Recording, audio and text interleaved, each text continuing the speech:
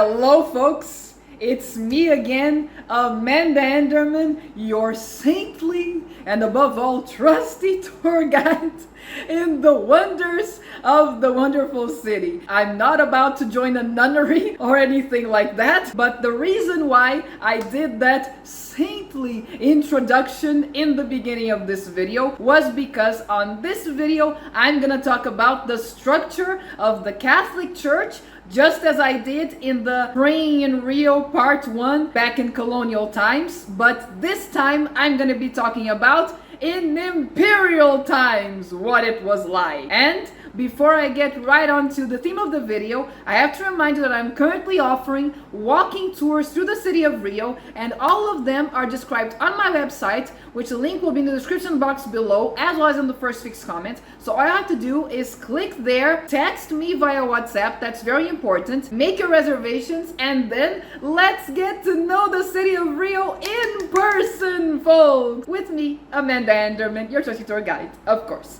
So now without further ado, God help us, let's get right on to the theme of the video. The very first big news of this time came in 1808, so before Brazil was even an empire, though the Portuguese court was already here, as I mentioned in previous videos. In June 15th, 1808, on this date, the Church of Nossa Senhora do Carmo da Antiga Sé was elevated to Cathedral of Rio,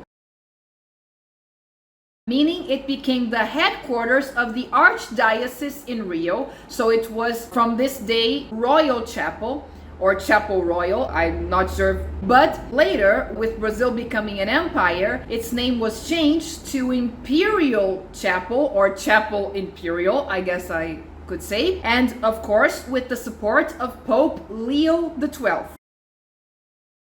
Okay, but Amanda, which church was the headquarters of the Archdiocese before this one? Before this one, the headquarters was in the Church of Saint Sebastian that stood atop the Castle Hill.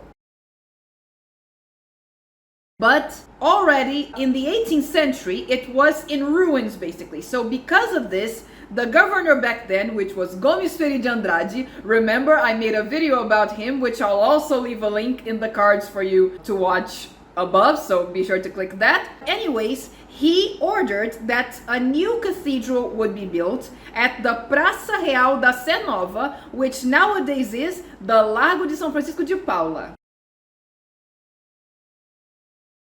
And by the way, as I have also mentioned before, one of the tours I'm offering is called Streets of Rio, where you'll get to see this and many other streets in the downtown area of Rio and get to know their history as well. And of course, get to know the history of the main historic sites of the downtown area of Rio. However, this church was never finished, and instead, in its place was built a college, which is still there to this day, which houses the Philosophy and Social Sciences Department of the Federal University of Rio de Janeiro. However, originally it housed the Department of Civil Engineering of the same university.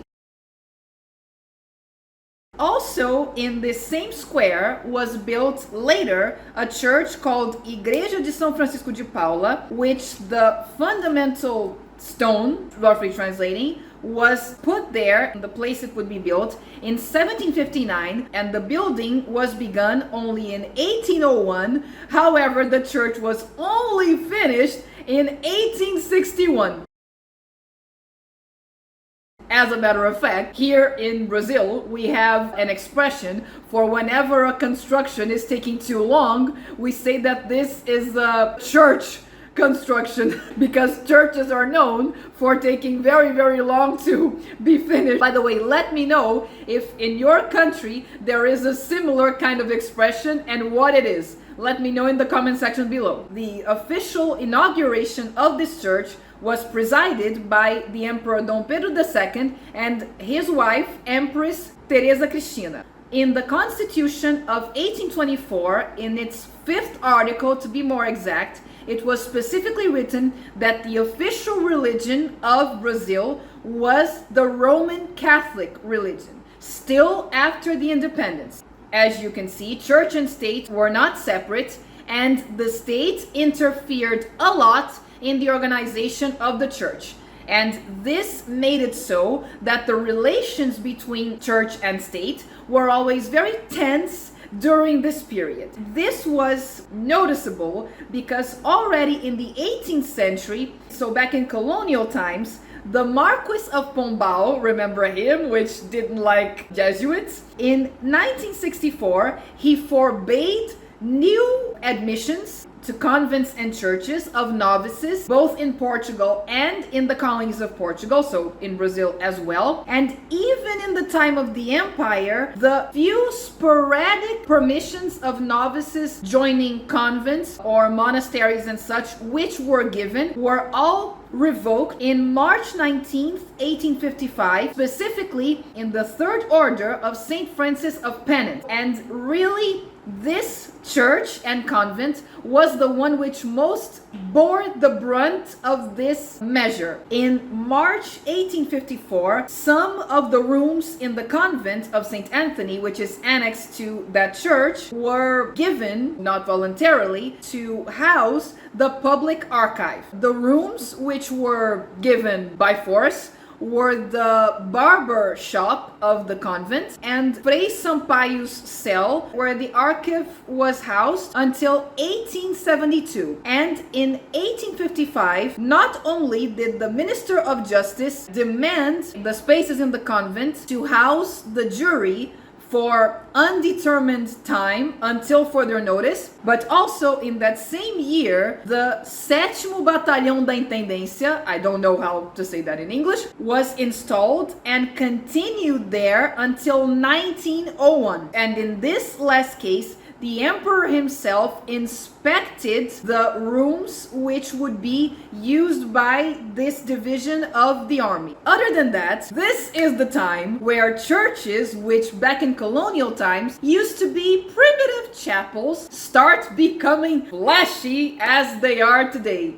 And incidentally, if you happen to like visiting historic churches, I am also offering a tour only of historic churches in the downtown area. If you'd like to check that out, let me know via WhatsApp, as I said in the beginning of the video. Anyways, this upgrade in the churches wasn't an initiative of the Catholic Church, mind you. It was an initiative of the parishioners themselves, ordinary people who would go to Mass every Sunday. Well, if we're going to Mass every Sunday, might as well go to some place which is pleasant for the eyes. And the vow of poverty leaving the building in 3, 2, 1. And they weren't content with just having flashy temples.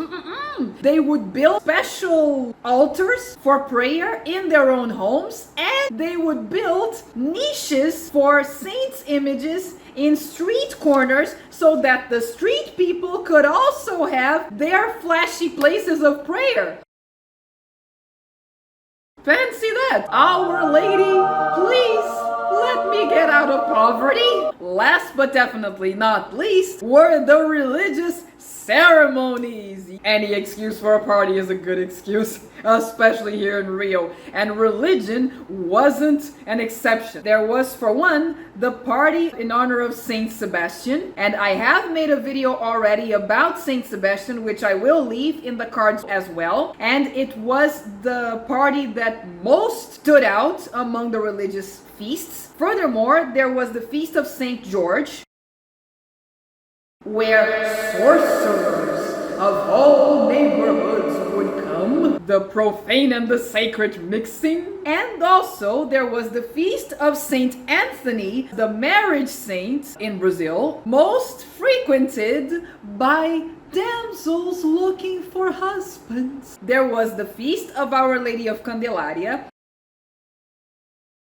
and the Feast of Saint Peter, where Portuguese merchants would frequent mostly, and the Feast of Saint Benedict, which was held in the Church of Rosário, where predominantly the dark-skinned people would go to this party, and the chicest party of them all would be the party in honor of Our Lady of Gloria. I have also made a video about the Church of Our Lady of Gloria, which I'll also leave a link in the cards. But folks, it was frequented by anyone important. From Don Juan VI to Queen Carlota Joaquina, remember her, to the Empresses Amélie, Leopoldine, and Teresa Cristina, all of the dignitaries of the church, nobles, and diplomatic authorities of the nations which were aligned with Brazil. The cream of the crop. Not forgetting the Holy Week, aka Easter. There wasn't any egg hunt. Instead, the Holy Week was rigorously observed. And I have also mentioned in previous videos that we have special operations for the subway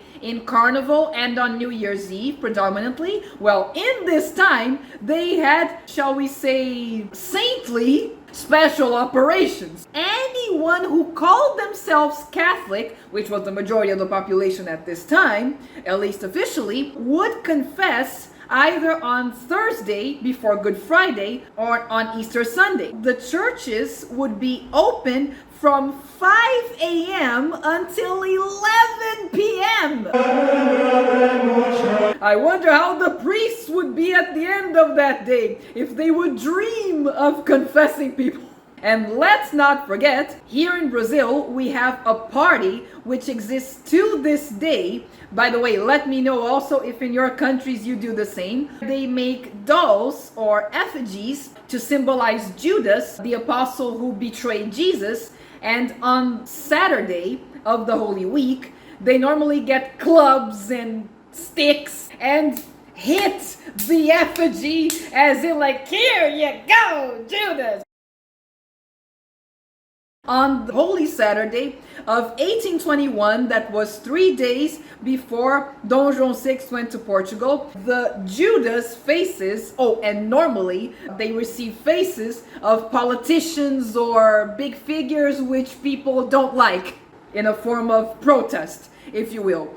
So on this year, their faces was of the commander of the police force, which I take it no one liked, the famous and very feared Vidigal.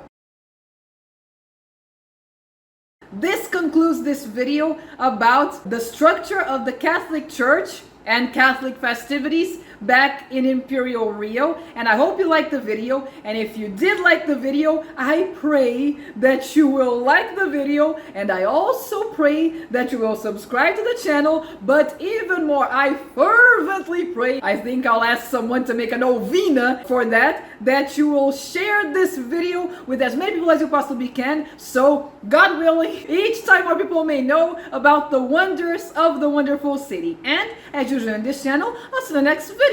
Bye!